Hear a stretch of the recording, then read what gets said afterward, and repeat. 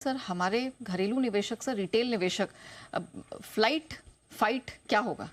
देखो, हमारे दो तरह के इन्वेस्टर्स है बाजार में, रिटेल वाले। रिटेल में को भी मैं दो कैटेगरी में, एक तो वो है जो कि म्यूचुअल फंड में डालते हैं, करेक्ट। तो दूसरा सीधा इक्विटी खरीदते हैं। जो म्यूचुअल फंड वाले हैं वो रिटेल इन्वेस्टर्स फर्स्ट क्लास, अभी भी उनका बाजार पे पूरा भरोसा बरकरार है, ठीक है।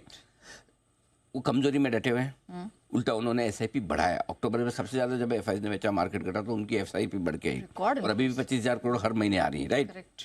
2025 में भी मुझे नहीं लगता कि म्यूचुअल फंड इन्वेस्टर अपना रुख बदलेंगे, वो पैसा लगाते रहेंगे। उनकी दिक्कत नहीं, क्योंकि उनको समझ में आ गया कि मार्केट में लंबे रहने से, डिसिप्लिन में रहने से पैसा बनता है, ठीक है। अब आइए दूसरे वाले जो सीधे शेयर खरीदते हैं। समस्या इधर है, इनकी नजर है बजट पे।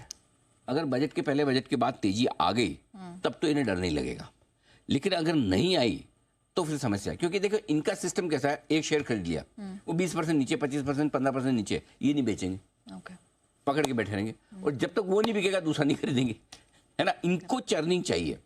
तो फंसी हुई पोजीशन से जब तक ये बाहर नहीं निकलेंगे तब तक नया पैसा नहीं लगाएंगे। इनका पैसा अगर आएगा तो सिर्फ और सिर्फ आईपीओ में। आईपीओ में जरूर लग सकती है, ठीक है, 15,000 की एप्लीकेशन डालने में क्या जाता है, वो वैसा करके पैसा वहां आ सकता है। लेकिन सेकेंडरी मार्केट में जब तक चर्निंग नहीं होगी तो म्यूचुअल फंड इन्वेस्टर्स मैच्योर्ड है, पैसा लगाते रहेंगे। रिटेल वाले दूसरे हैं, ये सीजनल है, मूड माहौल के साथ आएंगे। सर आप अब कह रहे हैं कि आईपीओज में पैसा अगर इनका जाएगा तो क्या मार्केट में पैसे की कमी होगी? देखो, वैसे तो इतना पैसा कभी हमारे मार्केट में पहले कभी रहा ही नहीं।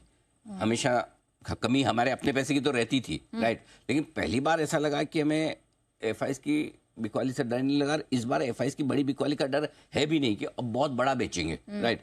ऐसे में घरेलू फंड हमारे काफी बड़े हैं, ठीक है, और वो मुकाबला भी कर लेंगे। सो मुझे उस लिहाज से एफआईएस का मुकाबला करने के लिहाज से दिक्कत नहीं। दिक्कत दूसरी है ना, क्या? एक और रिटेल आएगा या नहीं, और दूसरी और जो बड़ी सप्लाई आ सकती है, प्रोमोटर को बेचना है, क्यूआईपी करना है, ठीक है, प्राइवेट इक्विटी फंड्स को बेचना है, ब्लॉक डील्स होनी है। ये जो बड़ी सप्लाई आ रही है मार्केट में, यही सबसे बड़ी समस्या है। अगर इसकी सप्लाई करने के लिए रिटेल का एक्स्ट्रा पैसा नहीं आया तो फिर समस्या है, अदरवाइज तो पैसे की कमी नहीं आएगी। ओके।